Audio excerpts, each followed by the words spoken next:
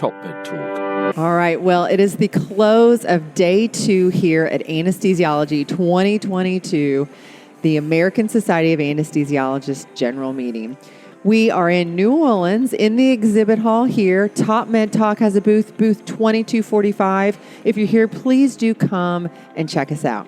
Now, I'm Desiree Chappell. I'm your host, and I'm joined by my co-host, Professor Emeritus Solomon Aronson. Got that right. Thank you, Desiree. And good to see you. Another day is about to close. What a day we've had. Man, I tell you, wonderful conversations. Lots of friends that we've had come back and talk to us from years past at Anesthesiology. This actually is our 5th year for being at the general meeting. We started, 2017 was the launch of TopMedTalk in Boston. So super exciting. It's wonderful to kind of see the evolution of everything. Speaking of evolution, check out our booth. We want to this is an upgrade for sure, and we want to thank the American Society of Anesthesiologists for supporting us to be here. Without their generous support, as well as those of all of our sponsors and partners, none of this could be made possible. TopMedTalk is a free, open, global perioperative medicine podcast, completely free to the world, and we just couldn't do it without them. So thank you very much. Now, I've been very excited about all of our conversations here on TopMedTalk. Very enthusiastic. The topics are always wonderful. But our next guest, this particular topic is something that we've had on conversation over the past several years, especially through COVID. But I wanted to talk to one of the experts in the field. So we have Dr. Amy Vinson joining us today talking about burnout. Amy, thank you so much for joining us. Thank you for inviting me. I'm very excited. And I have to say, when you were talking about the setup here, I know you can't tell from looking. This couch is amazingly comfortable. It doesn't look comfortable. It doesn't. At all. It's all about wellness. You know what? We like to Exactly. take care of our guests here on TopMedTalk, and we want the experience just to be the whole thing. I'm feeling it. No, thank you for inviting me. You know, my name's Amy Vinson. I'm a pediatrician and anesthesiologist. I'm at Boston Children's Hospital, and I have been involved in well-being work for a dozen years or so. A little while before it was cool. Yeah.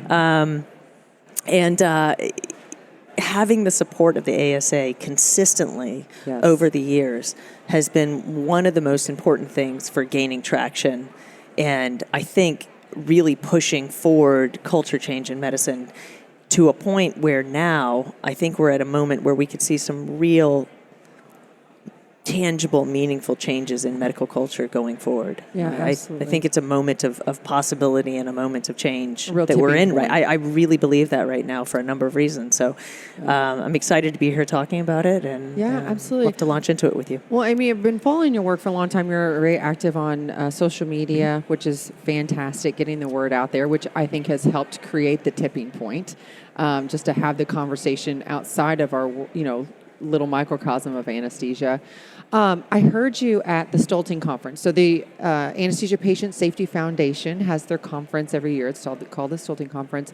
And I heard you speak about burnout, and it's the first time I've actually been able to hear you speak. And I was so inspired by everything that you were talking about. And it just really hit home to me that, we talk about burnout, we talk about wellness, and it's like there's so much more to it than just, yoga and breathing and all those things, which is a cliche and has only worsened during COVID, I think.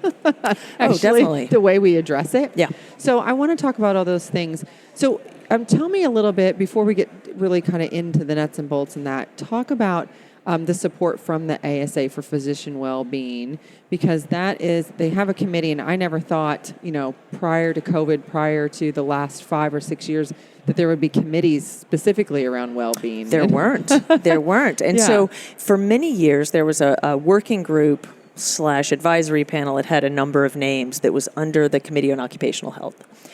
And this group was broadly focused, people from all sorts of different backgrounds, different focuses on different areas of wellness and well-being. And it reported to the Committee on Occupational Health. I got involved with that group when I was a fellow. I had done some research when I was a resident in peer support, and got hooked up with that through a mentor who was at the time running that advisory panel. So I got involved with that, and when I came to that meeting, I came with a proposal of something I wanted to study. I wanted to study, chairs' responses and their views on wellness and well-being and what was helpful and what was needed. And when was this? Oh boy, this was 2011, 2012. And got involved with that, and it was a robust group, and the conversations had were amazing, and the connections made were amazing, and we would have a little booth at the meeting, and just to talk about the evolution. I mean, the booth would be like way over behind the posters. I think one year we didn't even have a folding table, so we had to go find one. It was very dark. We made a sign with poster Sharpie board. Yes, exactly. No, we absolutely did. But it was a place where we could network and make connections, and like-minded people could think together about, we know this is a problem. We know this is an issue. How do we move this issue forward? Now, this is before Tate Shanafelt published his data on burnout, and we were all talking about how burned out physicians were. Mm-hmm. Okay, that data was game-changing, especially for the people already doing the work, because it gave a lot of credence to what we were doing. Validation. A lot of validation. Yeah, exactly. And so we went on that, and several years later, through the advocacy of a number of the leaders within that group and support from the ASA, the Committee on Physician Wellbeing became a standing committee. This was after a year of having an ad hoc committee on physician suicide rates, which became a urgent concern when the issue of that came out in the lay press in a big way. Mm-hmm. And so convened a group together for that. And so that group sort of got folded into the Committee on Physician Wellbeing. It became a standing committee. And really the way we organize our work, because I'm a very pragmatic person, is in working groups. So we have a number of working groups looking at various things, and they're not meant to last forever. Some of them probably will last forever just because of how they're organized, but they have tasks that they do. We have a working group on suicide and mental health, clinician mental health. We have a working group on ASA outreach that manages the kiosk that we now have. It's no longer a folding table in the back. We have a kiosk in the member center. We're legit with swag. No, we're going to talk about that in just a minute. Oh yeah. And a number of other working groups that are making great systems and policy working group that has created a number of really good resources for the membership to use as a toolkit to implement a lot of the things that we're calling for in order to create a culture change in anesthesia, to make it more of a culture of support. Yes. And I think we're at a moment where that's possible. At the same time, in addition to, the ASA giving the imprimatur to us by codifying the group as a standing committee. At the same time, they have supported the National Academy of Medicine's Action Collaborative on Clinician Wellbeing and Resilience since it started. And I believe it was 2017 that it started. And that's both a representation support as well as a financial support to the actions. And that group of people is going to make an incredible difference in the medical landscape throughout the country. Yeah.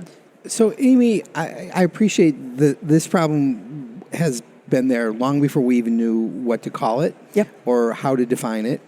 And most recently, we're becoming more sophisticated in our ability to sort of recognize it and measure it. And what was the turning point? Was it the Great Resignation as a consequence of COVID that all of a sudden now it hit the sort of economic crisis tip point that, oh my God, we better do something because we're not okay if we don't? Was that going to happen anyway? Did that just act as an accelerator? I'll pause there. My second question is, what's unique about anesthesiology in the context of physician care? That's a good question. I'll answer your first one first. I think it was an accelerant. I don't think COVID specifically changed medicine to the point where it created new problems. I think it exposed the cracks in the system and shone a really bright light on them. And the timing of COVID was after the National Academy of Medicine had convened 200 stakeholders from professional societies to EHR vendors to payers, regulatory bodies, all at the same table to come together from a systems and policy and organizational standpoint and address the issue of our workplace in an organized, scientific, serious manner, where it wasn't blaming the clinicians. It was addressing the problems in our own house. You had that group publish a major publication, a 400-page publication, similar to Air is Human or Crossing the Quality Chasm. That was 6 months before COVID hit. And when COVID hit, people started talking about mental health in a way that they previously hadn't felt comfortable doing. But I think there was such a mandate societally because of how profound the stressors were, how profound the experiences were, that you couldn't ignore it anymore. You couldn't sweep it under the rug anymore. There were a couple high-profile suicides as well. Mm-hmm. And as tragic as they were, I think it opened a lot of people's eyes to talking about this in a more meaningful way. And when you have that happening at the same time, when you have that momentum from this really broad group of serious people wanting to make a change in something, and then having something like the pandemic happen, where now we are seeing in broad daylight the issues with our system, and we're talking about them in a way we never have before. And at the same time, we've entered this creative mindset where in our day-to-day lives, we're doing things very differently. We're shopping differently. We're working differently. We're interacting with each other differently. So you have this creative mindset, you have this momentum, and you have this public discourse all happening at the same time. Initially, I think the Academy was worried that COVID would stop their efforts and all the focus would then be on the medical side of things. But what we saw was completely different. It was a bolstering of those efforts and a call to action that has been highly supported. And now one of the co-chairs of that collaborative is the U.S. Surgeon General, Vivek Murthy. And when releases happen, press releases or initiatives or reports or plans are released, it's actually coordinated with Health and Human Services. And so you have some very serious people at the table approaching this problem from a very pragmatic and systematic method. I'm incredibly hopeful that we're going to make meaningful changes to improve our workplaces, because at the end of the day, we want to take good care of our patients. We want to have that interaction with our patients. That's what gives us resilience and gives us meaning in our job. There's so much stuff that gets in the way of that I think leads to burnout, worsens burnout, those inefficiencies in the system, regulatory burden and documentation burden and pajama time, which is, interacting with the EHR or your work email when you shouldn't be at work. I was like, what is pajama time? Pajama time. It's one of my favorite terms. I've just learned it recently, and I'm using it as much as possible. I totally get it. Like, wow. You're sitting in your pajamas charting. Yeah. And it's some issues are bigger issues in other specialties. My best friend is a family practice doc. Mm-hmm. Pajama time's a real thing for them. They're sitting at home, literally in the pajama. I've seen pictures of docs, charting on a stool while their kid's in the bathtub. Oh yeah. And that's not okay. It's not okay. And it's not necessary. We can make it better. Maybe it's not charting. Maybe it's like answering the 1,000 emails that while they were in clinic piled up for them, and that's work still. It is work, and more work actually. And when you look at the burden on that, there's a very gendered component to that specific one of answering messages. Again, especially in primary care. Yeah. So, Amy, obviously suicide is such a dramatic, horrible metric of bad, but far upstream of that, as a consequence of all of those tensions and pressures and external stressors, even going to work and functioning, quotation marks around the word functioning, I can't imagine how disengaged one is, how you sort of have a deterioration of the passion, of the joy of just going to work and doing a good job.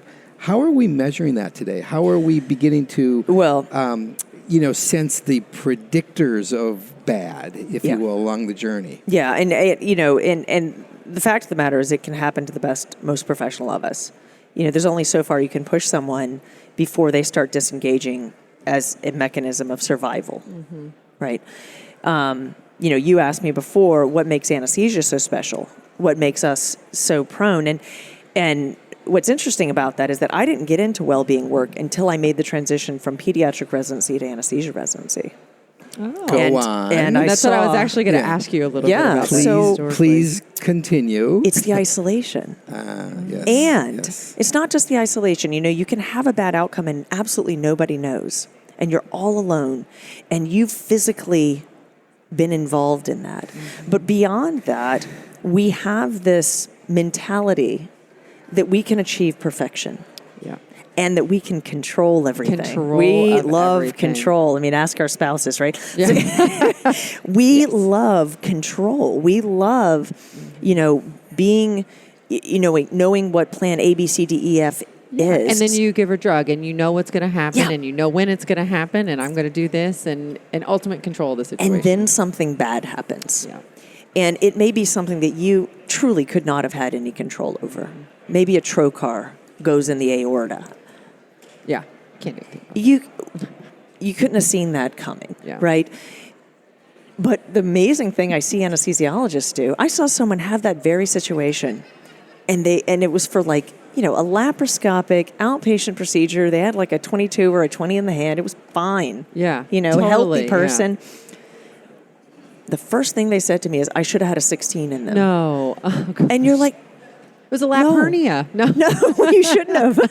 Yeah. There's no way you can take responsibility for that. And so I think, part of our personalities are kind of, we're a little on the OCD spectrum. We're a little on the anxiety spectrum. And it makes us do a very good job at anesthesia. Yeah. But it also sets us up to take a really outsized responsibility for outcomes. Yeah.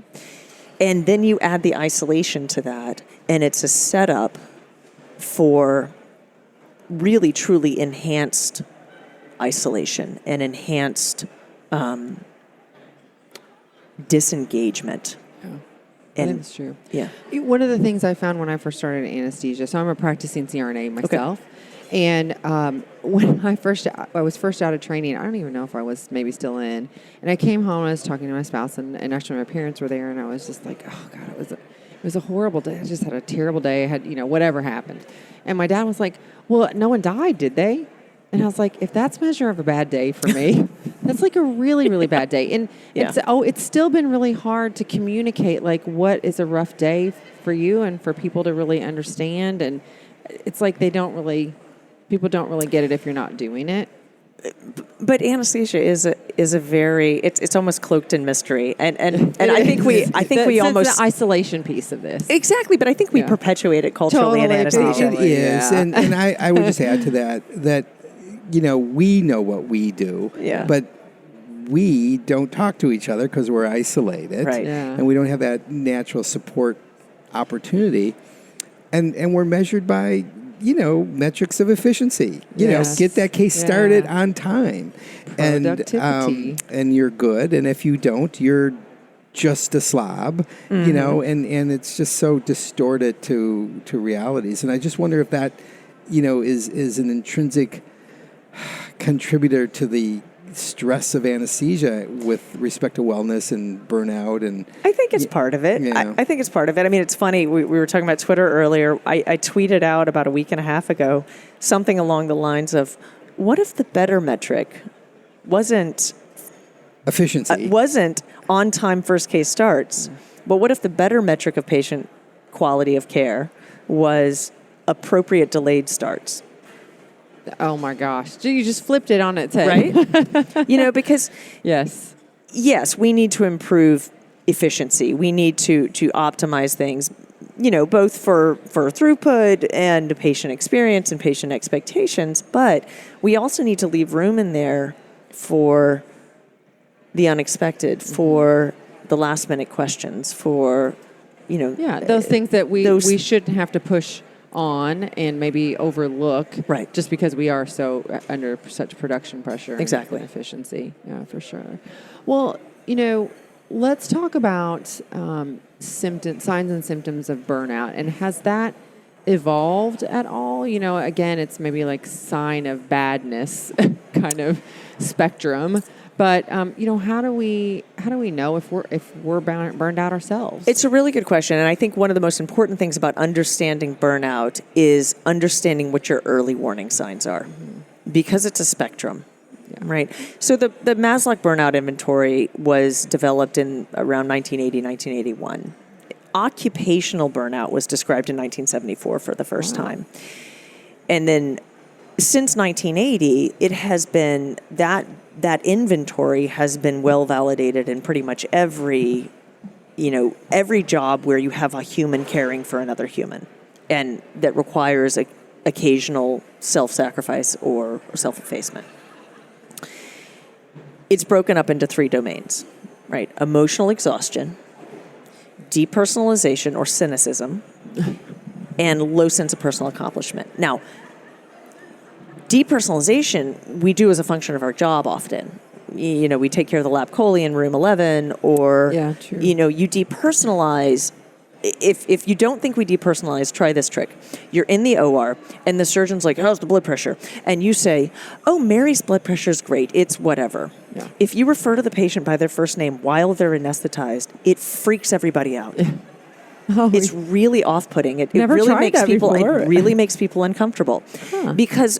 And don't do it every day because it makes people really uncomfortable. Right. But we depersonalize as a function of our job. It's just naturally what we do, and that's okay. It allows us to focus on what we need to focus on and keep things safe. It becomes an issue when we start using it as a coping mechanism. Some people experience emotional exhaustion as their first symptom. For me, my early warning sign is I start getting sarcastic. I'm typically not a sarcastic person. When I start getting burned out, I start making sarcastic jokes. Interesting. And the thing about that, being an early warning sign, is nobody else is going to notice it. They'll laugh. Yeah. Because I made a joke and it was funny. But for me, I'm like, uh-oh. Man. That's not good. Yeah. And it has nothing to do with the patient. I mean, it's not an unprofessional joke. It's just I was sarcastic about something. Yeah. And at that point, I realized, okay, this is a very early warning sign. I need to do something intentional to right this ship. And that may be planning a vacation that's 3 months off. Yeah. That may be intentionally saying, I'm going to treat myself to something. Or I'm going to hire a babysitter and go on a date with my spouse, or whatever I'm going to do. Okay, I'm going to do something intentional to enhance self-care because I'm burning out. At least I'm going to be aware of it. The head in the sands approach when you're getting burned out is dangerous. Yeah. And I think so many people aren't self-aware enough that they get way down the burnout cascade to frank dysfunction before, they're displaying all 3 domains at the same time. And, in our survey a couple of years ago, we found that of the respondents, 14% of people reached threshold criteria in all 3 domains at the same time. So they had full burnout syndrome. Gosh. It really is so easy to repress. Oh yeah, you can keep working through it. You're like, I'll be fine. We'll get over it. It's just weeks, days, months that we have to deal with this. And so I think that in itself, I mean, that's what you're talking about. It's like a complete repression. So like, I don't even know that the symptoms of my early warning signs are X because I'm totally repressing everything to not even know that anything's going on, And so what are the tools, I guess, like now getting into the space of what do you do about it? You mentioned a couple things. I think the intentionality of the fact that and awareness and admitting that you have a problem is probably a lot actually to do with it. That is a lot, but you bring up a really good point. What do you do about so many people being burned out? Yeah. Okay. Depending on who you talk to, the percentage of responsibility for fixing this falls in a minority on the individual. Okay? The data shows that physicians, advanced practice nurses, clinicians are highly resilient people. They're more resilient than the average person. Okay? So the solution is not resilience training. You should be as resilient as possible, and it can be helpful to engage in resilience training. It can be very helpful to engage in mindfulness-based stress reduction or mindfulness training or meditation or yoga or fitness or nutrition or all these aspects of wellness. Mm-hmm. But we need to be talking about well-being. And the difference between those two words is not just semantics, it's meaningful. Well-being encompasses the environment in which you are working, the environment that you are in and how that impacts you. So now the onus shifts from being squarely on the individual. What is wrong with that doctor? What is wrong with that nurse? Why are they burned out? What's wrong with me? Yeah. To what support do they need? What are they missing? And when we looked at the data, and we did the Maslow burnout inventory, and we did a multivariate regression analysis with the other 13 practice factor and demographic questions that we asked, we found that the question, how supported do you feel in your work life, was far and away way more impactful than any other thing that we asked. I mean, there were impactful things, staffing shortages, working more hours, being in the LGBT community that put you at risk for burnout. But their odds ratios were like 2. Oh. If you said you had little to no support in your work life, your odds ratio of being at high risk for burnout was 6.7, which is massive. Yeah. And your odds ratio of having the full burnout syndrome was 10. That's when you see the chart, it's just off the chart. So the question is, what makes you feel supported in the workplace? Exactly. And that's where you need to engage your group, and every group is different. So one of my favorite things is to ask, what makes you feel supported in the workplace? What makes you feel not supported in the workplace? What's something we can change now that would improve your life? Mm-hmm. What's something that's going to take more time, but we should look into fixing? Mm-hmm. And asking those 4 questions and figuring out, okay, what is it? Is it faculty development that you need? Is it resources for childcare? Is it flexibility in your work hours? So, Amy, fair enough. And these are really, really good points. But are we not victims of our own circumstance? So I'm going to challenge. I'm not going to challenge. That's not the right. No, that's just not even the right word. I'm going to push the question further. Anesthesiology is a highly compensated specialty. Mm-hmm. We address the question of how do we support our working environment with the answer, we get paid a lot, or we get paid more, or we demand to get paid more. Mm-hmm. And that's the dynamic. Mm-hmm. Often. It's a very, very easy addressable dynamic because it's so objective. Mm-hmm. And I just wonder if that's harmful in the long run. But if you look at the trends of the new generation coming up, the new generation of medical student grads and residency grads, they are saying more and more that they would rather work fewer hours and get paid less. That's what they are saying. Okay. And in general, across other fields, not just medicine, this next generation coming up would rather work less for less money. Mm-hmm. And so throwing money at the problem isn't solely going to fix it. Now, that adds a whole new degree of issue when we're looking at a clinician shortage that we're experiencing right now. We have that's only going to get worse. Yeah. Exactly, right? Exactly. And so we have got to start creating cultures of support in our organizations that meet people where they need to be met and address the diversity of circumstances that they come with. Meaning, for some people, more money is what they need and they'll work more hours and that's fine and that's going to be gratifying for them. For other people, they need to work fewer hours or more flexible hours and get paid less, and there's a trade-off there. For other people, they need support in the form of, like I said, faculty development or something like that. And it's a much more tailored approach, but I think that's what we're going to need, A, if we want to sustain the workforce and recruit and retain, but B, if we're going to attract and retain a diverse workforce. Mm-hmm. It's a huge challenge. It's a very huge challenge because it makes perfect sense. It's just not the way we've done things. It's not the way we've done things, but the way we've done things was based on a rubric of having one FTE at work who could work late, and that was fine, and there was going to be no repercussions to them working late, and they had one FTE at home that took care of the kids and the house and everything there. And that's how it was for decades. And that's not even close to how it is. Most physician households are two-income households.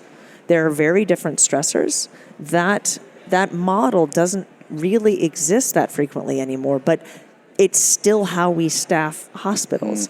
And so it's creating quite a bit of work-home conflict that are experienced in a variety of ways. And you know, I think the work that groups like Women in Anesthesia are doing and the diversity, equity, inclusion work, investigating, you know, the ad hoc committee on systemic life imbalances that the ASA convened last year to look at this and say, how are people actually experiencing these things differently? What do we need to do to increase the support?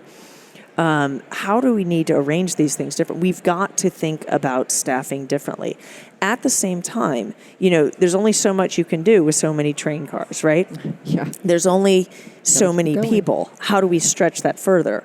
Well, one of the ways, and going back to the National Academy's work, is to make things more efficient. To remove a lot of this regulatory burden, to remove a lot of this documentation burden that makes the process of doing our job less efficient. So now you could have a physician or a nurse anesthetist or what have you being able to do more because the requirements are more streamlined, if that makes sense. Yeah. And so, you know, that's one piece of moving forward with what we're going to have to do. Because, you know, in the past we would talk about investing in well-being. Right. And we would talk about the return on investment and the financial case for investing in well-being. And that's all well and good. There's some really interesting economic models and it makes financial sense to keep people where they are by supporting them in the way that they need. It usually is less of an investment than replacing them. But I think now we're in a very different situation where it's beyond a return on investment discussion, and in many instances in certain hospital organizations, it may actually become an issue of solvency. Wow. Yeah. So I think that's what we're going to see. I think we're going to see the strain on the workforce worsen in the next year. I think we're going to see more physical illness in the workforce. Which may accelerate things. That's my concern. And so I think organizations need to double down on the actual health of their workforce and investing in that right now. Yeah. I think that will pay in the long term. Yeah. We've got to get through this section. Yeah. Well, that's what I was going to ask when you talked about, you know, the policy level solutions and some of the things that we're working on from a, you know, systemic level. Organizational, a lot of us may actually have some influence in kind of the organizational level, either with the facility or the groups and things like that. What are some things that we can do today to really start trying, you know, to get to a better place and improve well-being? I think the first thing that needs to happen is enhancement of psychological safety in an organization, because you've got to create a team between leadership and those who are led. And there needs to be two-way communication between those groups with no fear of reprisal, repercussion. And a lot of times, you know, for some people, that's going to mean an anonymous comment box. That, you know, and that's how we've organized Ted Lasso. That's what Ted Lasso did. Well, there you go. I mean, I can't beat Ted Lasso. No, but I mean, it was, people will put. They will put anything. But what he did and what's required is accountability. Absolutely. And responsiveness. And so you can have an anonymous comment box, but if nobody addresses those comments and takes responsibility for improving things based on those comments, there's no trust. Right. And people will stop using the box because it's useless. Right. So that's, I think, building in psychological safety and improving the relationship between leaders and those they lead at whatever level we're talking about is the first step to finding out what it is that's going to make people feel more supported in the workplace. That's great. This is a first step of a complex, long, Very complex. continuous Yes. conversation. I would guess that we will have Amy back. Absolutely, 100%. Yeah. Anytime. And you've come a long way from the booth without a folding table. You know?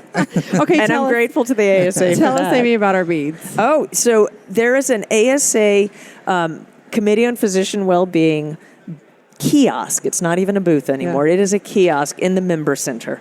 So thank you to the ASA for sponsoring that, first of all. Yeah. It's got we've got a giveaway right now. There's some beautiful charcuterie boards that have been etched with the ASA logo. Oh, fun. And we're going to have 2 winners. You can see instructions on how to enter that. Engage with us on Twitter. Visit the booth. Get your Mardi Gras. Mardi Get your Gras swag. beads. Get your ASA swag. That's right. If you want to get involved, That's what I was anyone gonna can say. be involved with one of the working groups. You just need to be an ASA member. Okay. You don't have to be a formal committee member to engage with the working groups. They are all led by formal committee members, and but we'd love to get the breadth of input from the larger membership because it's a Representative of complex who it is problem, to- whether it's yeah. someone who is on the ground, frontline clinician, or someone who's in executive leadership in their hospital. We need everyone at the table to sit together and hash through these things with their different perspectives and the different lenses they come with. But I think we're going to make progress. That's fantastic. And if they want to get a hold of the committee, if they want more information and more resources, that's all online. That's all online. I think it's asahq.com/wellbeing. Yeah, I think that's it. I think that's it. Yeah. So, and you know, the thing is, I can go on the website, I can look at these things, but what if somebody's really needing to reach out and have immediate help or really feel like I am at a point that, you know, a tipping point for themselves? I would say reach out to someone close to you in your organization. Know the resources that are available. Those of you in departments who have well-being leads, please make sure that the resource awareness is buffed up and people know who to reach out to in those situations. If you're in crisis and you're thinking about harming yourself or killing yourself, please call the National Suicide Hotline or call 988. 988. 988. It's the 911 for mental health. 988 is a crisis line. They will get you in touch with someone who can help. Amy, I can't tell you how much it has been a pleasure to have this conversation and how much we Likewise, thank appreciate you. you taking your time. I know you're super busy. Thank you for the leadership that you have here within the ASA and within the community that we all work and live in. So cheers Thank you to very much. Pleasure. Yes, absolutely. And thanks for watching TopMedTalk. If you like this conversation or anything else you've heard during the meeting this weekend, please do share that with your friends. You know, the live stream's going till 1 o'clock tomorrow is our last one.